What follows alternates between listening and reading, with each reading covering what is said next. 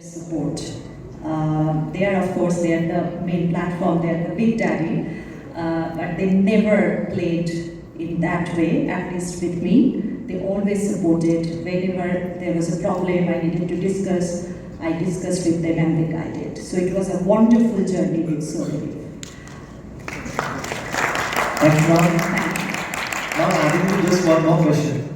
Your team has done an excellent job in replicating 1970s of Kolkata. So how your team managed it? We would love to hear it about.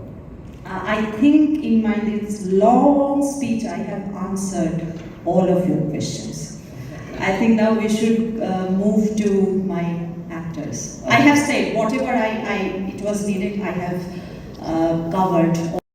Because of the experience, a little bit 20 years of experience I have performing, I can assume or sense the nerves or the veins of the character. But when a director, a storyteller takes you somewhere which you didn't know yourself, okay, acha, this also could be one perspective. You see what I'm saying?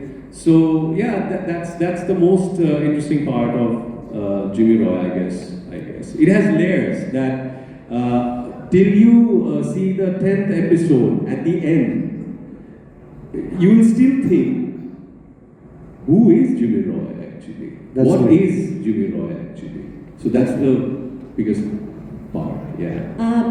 One thing that I will ask all the media. Thank you to all my wonderful media friends. তোমাদের সকলের সাথে প্রায় রোজ দেখা হচ্ছে, but thank you so much for taking out the time and being here today, and thank you for supporting us. Thank you for supporting Jazz City. Shomika, thank you so much for your kind words, and thank you for believing in me. Thank you for believing in me when I didn't believe in myself, when I didn't believe that I could play Sheila with conviction. Of course, one of the best ever producers I've worked with, Arpita, thank you for believing in me.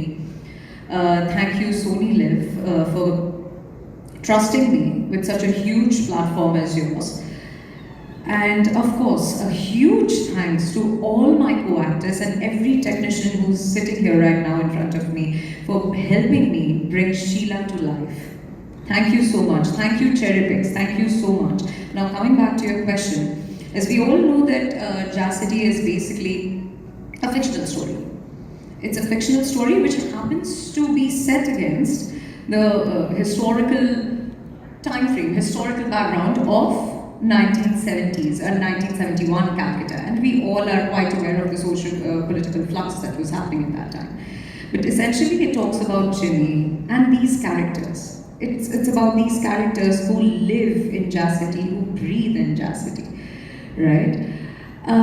Coming back to your question, my character's name is Sheila Bose.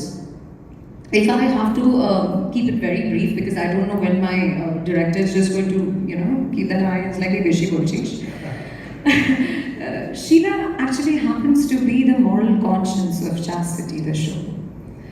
Sheila, which Shomika had, when he was explaining Sheila to me, had very aptly described her as the calm epicenter of a storm. She is a woman who's standing at the crossroads of love, conscience, and history all together. And she's stubbornly compassionate, she's helpful.